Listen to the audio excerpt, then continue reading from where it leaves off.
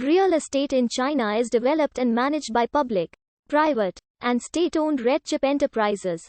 In the years leading up to the 2008 financial crisis, the real estate sector in China was growing so rapidly that the government implemented a series of policies, including raising the required down payment for some property purchases, and 2007 interest rate increases, due to concerns of overheating.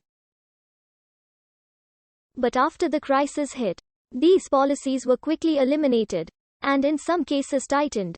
Beijing also launched a massive stimulus package to boost growth, and much of the stimulus eventually flowed into the property market and drove prices up, resulting in investors increasingly looking abroad. By late 2014, the IMF warned that a real estate oversupply problem had arisen that threatened to cause detrimental effects to the Chinese economy, particularly in second- and third-tier cities. As of 2015, the market was experiencing low growth and the central government had eased prior measures to tighten interest rates, increase deposits and impose restrictions. By early 2016, the Chinese government introduced a series of measures to increase property purchases, including lower taxes on home sales, limiting land sales for new development projects, and the third in a series of mortgage down payment reductions. As of 2010, China's real estate market is the largest in the world, comprising about 20% of the economy of China. The Chinese property bubble was a real estate bubble in residential and/or commercial real estate. In China, the phenomenon has seen average housing prices in the country triple from 2005 to 2009, possibly driven by both government policies and Chinese cultural attitudes.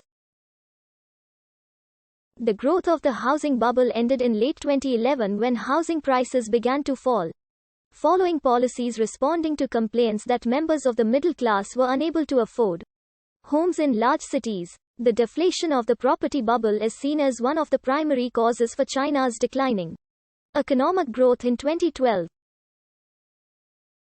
2011 estimates by property analysts state that there are some 64 million empty properties in apartments in China and that housing development in China is massively oversupplied and overvalued, and is a bubble waiting to burst with serious consequences in the future. The BBC cites Ordos in Inner Mongolia as the largest ghost town in China, full of empty shopping malls and apartment complexes. A large, and largely uninhabited, urban real estate development has been constructed 25 kilometers from Dongsheng district in the Kangbashi new area, intended to house 1 million people. It remains largely uninhabited. Intended to have 300,000 residents by 2010. Government figures stated it had 28,000. In Beijing, residential rent prices rose 32% between 2001 and 2003. The overall inflation rate in China was 16% over the same period.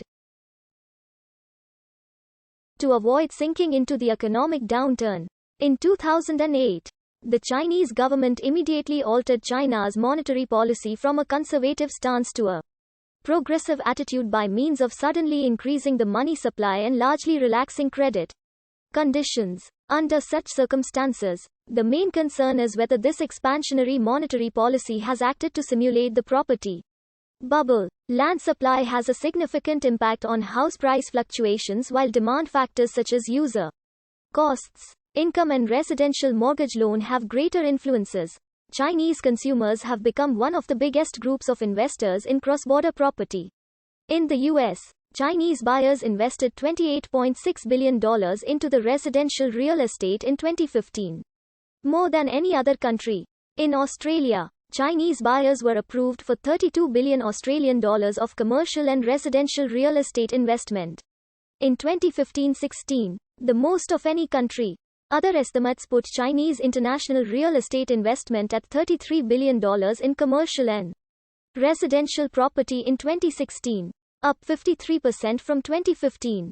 Su Liang, Chief Operating Officer of Juwai.com, a subsidiary of Juwai IQI, said most Chinese buyers are the average Chinese mom and pop looking to invest overseas. The large portion is the middle to upper middle class. that's interested in a good stable investment and may be thinking about emigrating or sending their kids to school there. As of 2010, China has officially ordered an end to its welfare housing system. However, according to China Youth Daily, a parallel housing market continues to exist. Government agencies continue to pay less than 20% of market value for real estate, and many officials purportedly misappropriate renovation and housing reform funds for personal gain.